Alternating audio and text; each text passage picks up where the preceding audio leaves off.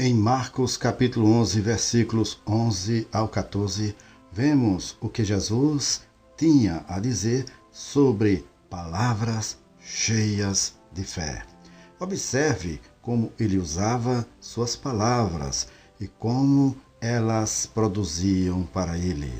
Está escrito: "E quando entrou em Jerusalém no templo, tendo observado tudo, como fosse já tarde, saiu para Betânia com os 12. No dia seguinte, quando saíram de Betânia, teve fome, e, vendo de longe uma figueira com folhas, foi ver se nela, porventura, acharia alguma coisa.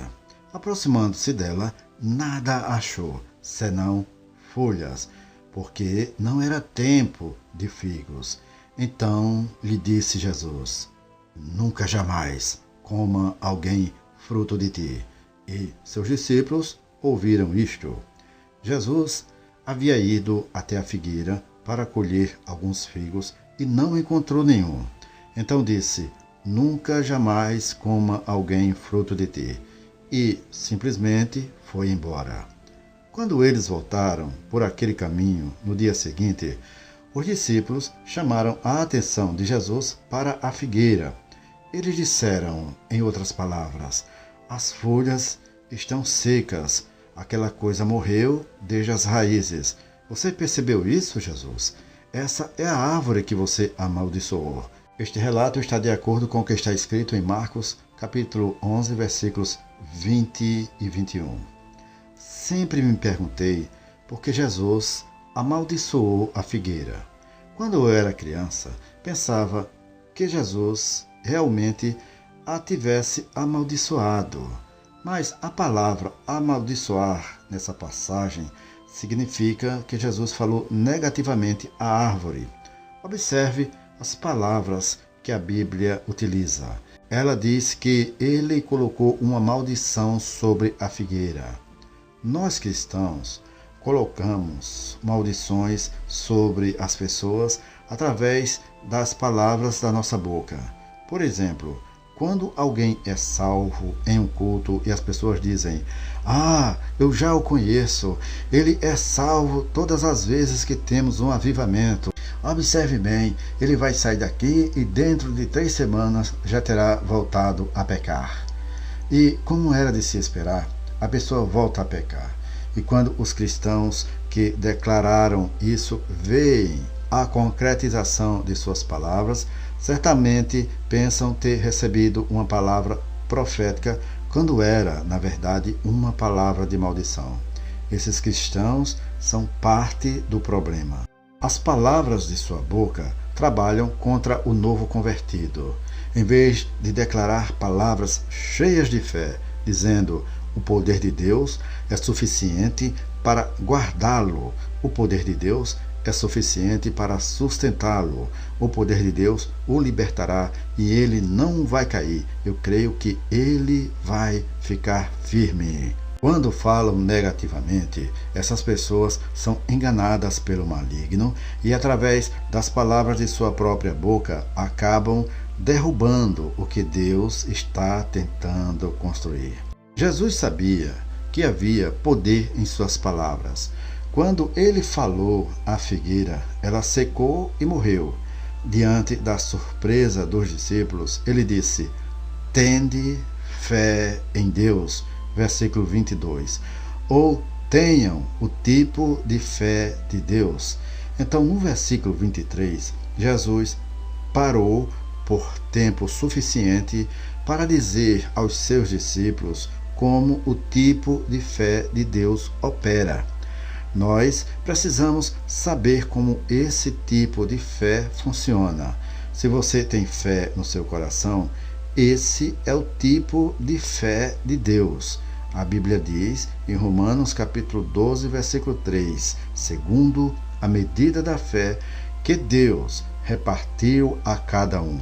E esse é o tipo de fé de Deus. Ele não disse uma medida, mas a medida. Essa é a mesma medida que todos receberam quando nasceram de novo.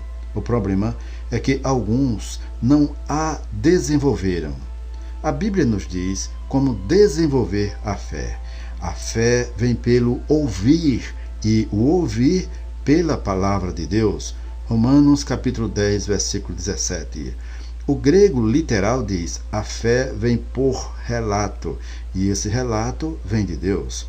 Ouvir o que Deus disse edificará a fé dentro de você, porque Ele é poderoso para realizar cada declaração sua. Jesus nos diz como aplicar o tipo de fé de Deus e fazer com que ela funcione. Talvez você tenha tentado fazê-la funcionar de todas as formas.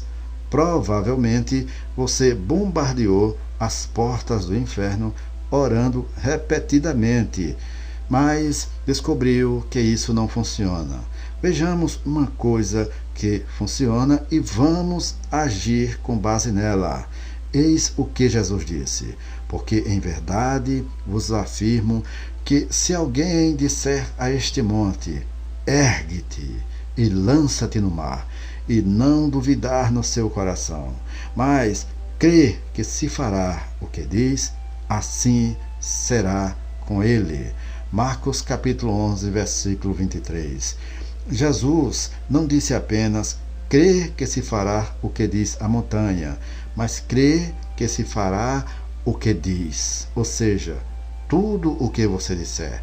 Essa é a razão pela qual você precisa observar o que diz. Você precisa crer que as coisas que diz, todas as palavras que você declara, acontecerão. Ao fazer isso, você ativará o tipo de fé de Deus dentro de si, e as coisas que você diz acontecerão. Jesus não disse que a pessoa já tinha essas coisas, mas disse que assim será com ele. Uma tradução de Marcos capítulo 11, versículo 23 diz: ele terá tudo o que está dizendo. Isso indica tudo o que uma pessoa diz continuamente. A Bíblia diz: guardemos firme a confissão da esperança. Hebreus capítulo 10, versículo 23. Ela não disse: guardemos firme a nossa oração. Quando você guarda firme a oração, está se apegando ao problema, porque na maior parte do tempo você ora o problema. É preciso soltar o problema e se apegar à confissão. Pare de orar o problema e comece a declarar a resposta, porque está escrito na palavra de Deus: em verdade vos afirmo que se alguém disser a este monte, ergue-te. Quando você ora e diz: Senhor, a montanha está ficando maior, isso não está melhorando, eu já orei e não está funcionando, você está guardando firme o problema. Por isso não recebe a resposta. Você ainda não está lá na resolução, porque está envolvido demais com o problema. A resposta está na confissão. A resposta está em crer e confessar o que a palavra diz. A palavra diz que a montanha será removida e lançada no mar.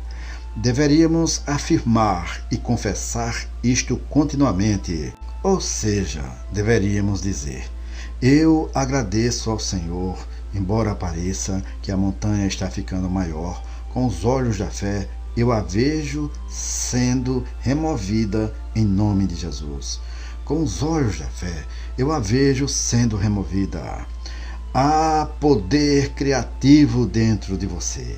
Aprenda a usá-lo com sabedoria e seja mais do que vencedor ou vencedora por meio da fé no Deus Todo-Poderoso.